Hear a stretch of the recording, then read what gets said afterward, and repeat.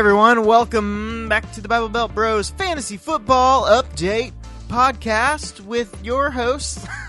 This is like the very long intro. Fantasy Football Update Podcast of those who play fantasy football or are interested in fantasy football as well as or just like to hear us talk.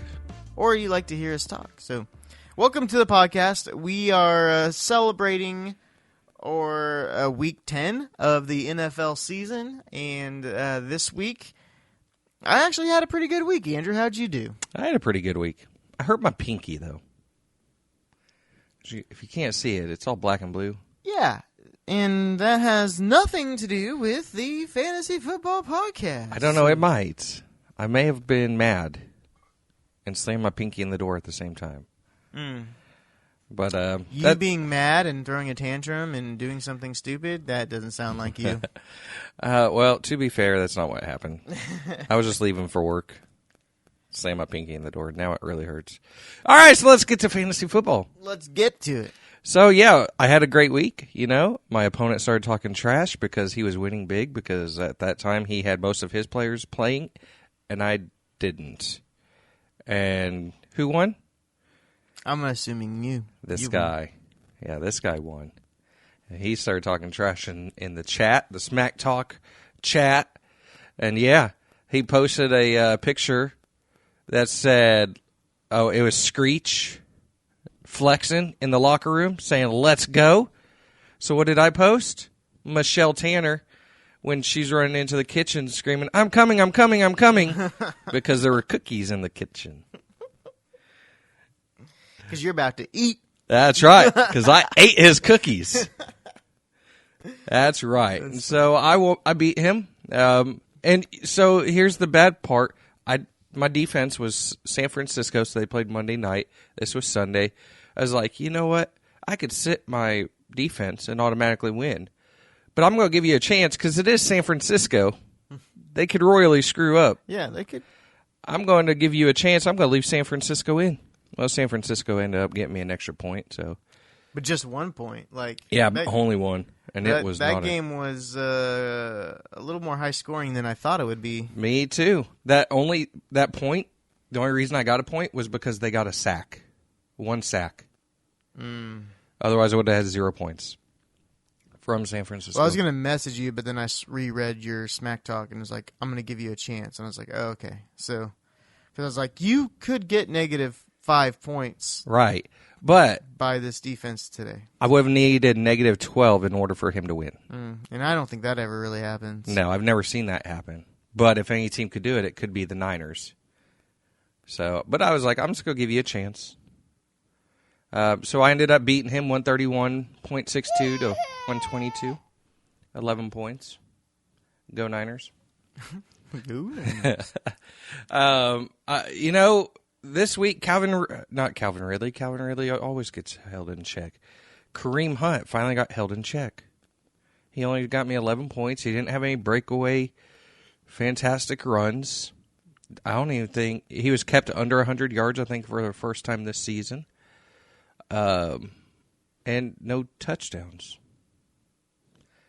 Yeah, he had 16 rushes, 71 yards. Oh, not the first time this matter of fact. He quite consistently gets held under 100 yards, but not when you add in your receiving yards.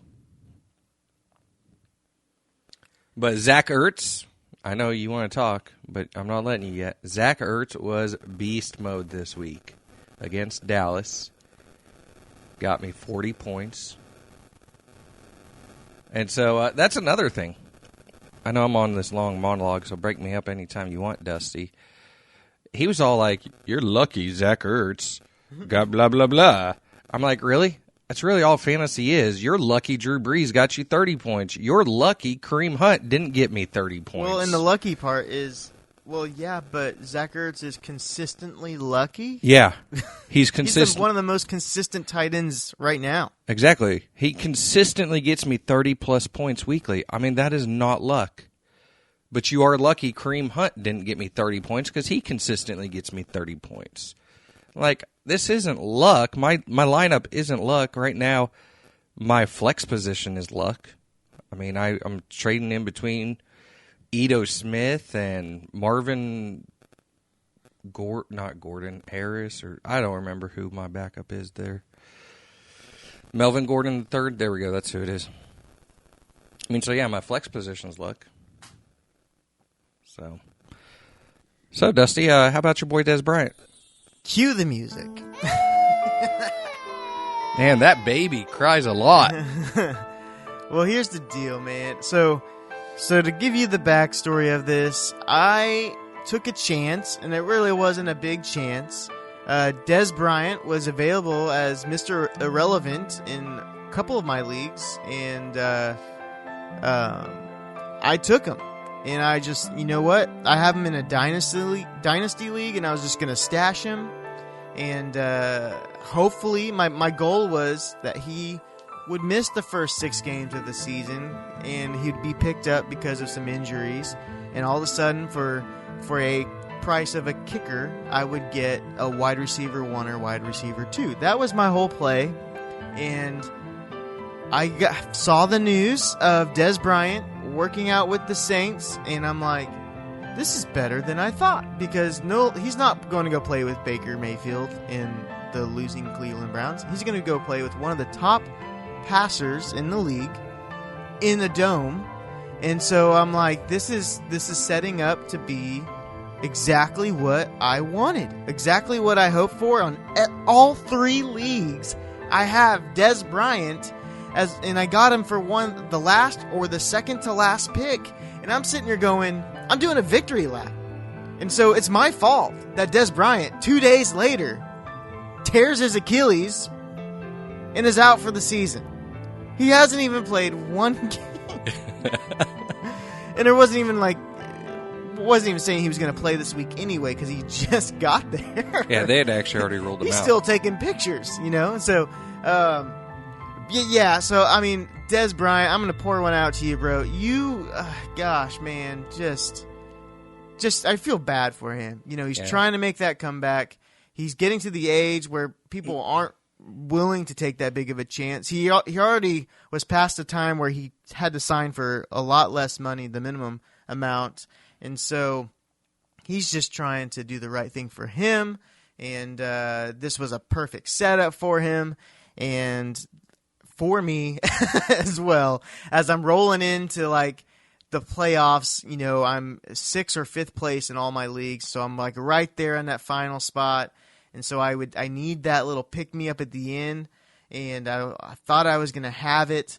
And looks like I don't. So Sorry. The problem right now is in my Dynasty League, I have Will Fuller, Des Bryant, and Devontae Freeman. So I have 3 guys that I can't drop. IR. I can't drop them because somebody else can pick them up and keep them for next year. So if I want them for next year, I have to keep them for next year. And really, most people are going to keep their players. So there's just not a lot of wiggle room in the draft per se. So I don't know. I'm struggling with that a lot, and we'll see. Because, dang, that just sucks for him. But more importantly, it sucks for me right now. And to go on with my week, I won 2 out of 3, and I'm really shooting myself in the foot here because on my Dynasty League, I went to church like a good Christian and actually didn't check my fantasy team, and I still had Des Bryant in the starting position, and I could have started Breda or Robinson, and I would have had the win. So it just was a really feel bad, man. But you know what? That's fine. That happens. Very rarely I win all 3 of my teams, and so. But in our league, Andrew, thanks again for that Julio Jones pickup. You're welcome. He had me what did he have? I clearly didn't need him. Touchdown, Julio. He had 23 points for me. He got another touchdown? He got another touchdown. He's all about them touchdowns lately. So, Julio Jones coming in clutch. Then I got the Todd Gurley, then Breda just to seal the deal Monday night. This is a really good week for me.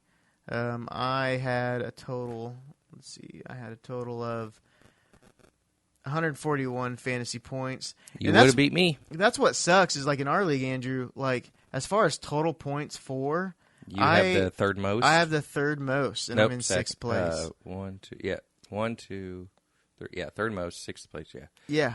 And I'm sitting right above you in fifth, and I am, not, nope.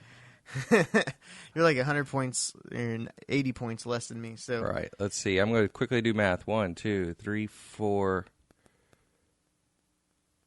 No, I only have 4. So I'm fifth in points, and I'm sitting in fifth place. Okay, so you're right where your points Tell me for I should be. Yeah. And so, I mean, I'm in a good position there as far as I'm going to win the tiebreakers because of my points for going into the playoffs. And so Right. I'm set up to hit the playoffs, and, I'm not looking too bad as far as the matchups go. Like, I'm right there. It's just getting my points to come in the same week. Right. That's where my problem is. Look at our number one guy, though. He's sitting there. Yeah, he's only like 30 fourth more in points. Yeah, he's So only 30 more points than me. And he's in first. he's just got the right matchup, and that's part Yeah. of the season long is you got to get those right matchups. But on, it doesn't really matter on the playoffs. Those Right. you're gonna have to have every matchup. Well, like, look at Fletch. He was talking trash to me last week. He, let's see, where's Kamara? So he does have more. He has 70 more points than me. But normally any other week, I would have crushed him. But last week he had the week of his. And he was fantasy. making victory laps because he knows it's his only victory lap he's gonna get. This is true. He's taking those laps now. He's accepting trades. If you're taking victory laps and accepting trade offers, Yep. he doesn't believe that it's true. Right. He knows it's a fluke. Oh, yeah. So let's see. This week I have a pretty easy matchup. I'm going up against our number 10 person. I have him by about 70 points. Now, projections, and you guys know I hate projections. I am projected to beat him, but he does have someone on the bench. He has two potential people he can make swap off on the bench, and it'll be a close game, according to projections. Keep in mind, I have Kareem Hunt, who always blows out his projection, and I have Zach Ertz, who always blows out his projection. So, and I also have Will Lutz, who blows out his projection. My kicker got me 17 points this week, dude. Dang, son. That's right. I mean, that's not unusual, but it is abnormal. I mean, 2 weeks ago, he got me 16. Last week, he got me 11. He's got me 15 and 16 two other times. So, but, all right, Dusty, what else you got to talk about? Well, on my, I just want to give a shout out to Kyle, a Gronky Tonk Man, that I am ahead of him in the standings, and yeah, my team's at it. We're both 5-5. I had a pretty massive week on my ESPN league where I just absolutely crushed the spot here. I had Chubb, who had a 90-something yard touchdown run. That's and, nice. 15 points in one play. Yeah, he had 40.9 fantasy points for me. I had Edelman with 24, Julio Jones with 28, Breda with 33. Dang. So I mean, I just crushed it, 179 points, which on this league is a little low-scoring league, and so to have that many points this week, where, I mean, it sucks because the guy I beat only had 91. It would have been nice to beat a guy that had 150 or something. Yeah. Just something where he has his massive week and I could just crush his dreams. Yes. But, a win's a win, and it's one step higher. And again, I'm in the points leading as far as when it comes to the tiebreaker going in there. So I'm set up to hit the playoffs in every league. That's where I'm. My dynasty league mainly is the one. Should I try to just trade out some draft picks for, I would at least get rid of Dez. You said earlier, Dez is already at that age. Yeah, he's going to have a hard time recovering. He only signed a 1-year contract, which was prorated so it's till the end of this season. So he doesn't have a team for next year. The Saints were going to see how he played this year and pick him up on an option next year. It's not going to happen now. Well, I can probably, honestly, drop Dez. It's just the risk. It's the risk of it. See, why drop him when you could potentially trade him? Nobody's going to pick him up. Nobody picked him up in the draft. But I could probably drop Dez. That's what I'm saying, is I can probably drop him if there's a value to pick up, and then pick him up before the end of the season as a free agent. So do you have anybody on your watch list for this week? Rashard Penny is the only, the biggest name. He's not a flashy name, and he's a running back by committee guy. So if you're needing a running back for this week, he's the one to pick up. But, you know, he had one good week so far. But the Seahawks are saying, you know, praising him, and that's saying that that's the guy they drafted. They want to give him more work. But there's Chris Carson is also in that backfield, so his health is part of the issue. So I'm going with Reynolds, Josh Reynolds. Cooper Kupp is out. Yeah. So Reynolds is going to get a lot more looks, and he proved it last week. Reynolds is going to get more looks. He hasn't had, I think, 16 fantasy points because he started a couple games without Cooper Kupp because Cooper Kupp has been out a couple games. So without Cooper Kupp, he produced I think a touchdown. It was like 16 fantasy points, and so he had 19 last week. He had 19 last week. So yeah, I mean, he's a good flyer as well. I would say stick more to Woods and I mean, if you have Woods or what's the other dude's name? Cooks. If you have Woods or Cooks, those are definitely must plays on this kind of offense here. They're going to get a couple more targets a game. And if you need a quarterback, Prescott looks good for next week, going up against Atlanta's defense. Sadly, he looks good for next week. But that's it. Drop him after that. Yeah, drop him after that. The thing with Prescott, but he's not running as much this year. So you used to have that rushing touchdown upside, to get you the 6 instead of the 4. And you don't have that as much this year. So bet you he got yelled at. He did. You can tell on some of those scrambles that he just pulls up. He just pulls up. Mm-hmm. He pulls up, or he doesn't go out. He doesn't. He just throws it away. Yeah. Like he's not trying to rush for a first down or a touchdown at this point. Not anymore. Yeah, I bet you he got talked to about lengthening his career, so he's got to stop running. That's right, guys. It's week 11. Get your fantasy teams in gear. Now's the time. You got to pick up. You got to kind of make your final choices. I think it might be the last week of some of your trade deadlines.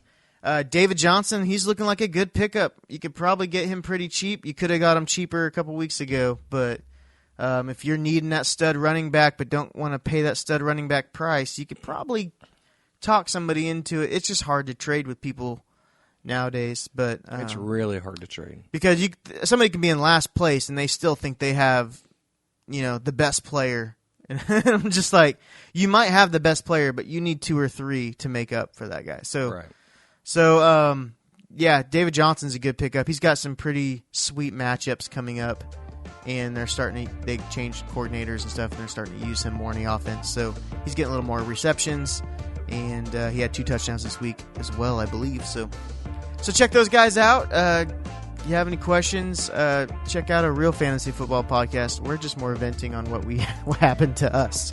So right. Andrew still hasn't told me the secret podcast that he listens to. It's not a podcast. Secret articles that he reads. It's just because this week there weren't any hidden gems. And who lost on FanDuel again this week thanks to your no help? Hey, if I don't give you help, you shouldn't play. There you go. So I should never, ever play because you never, ever help me. You're Got welcome. it. You're welcome, Got Shay. it. Have a good one, guys. See ya.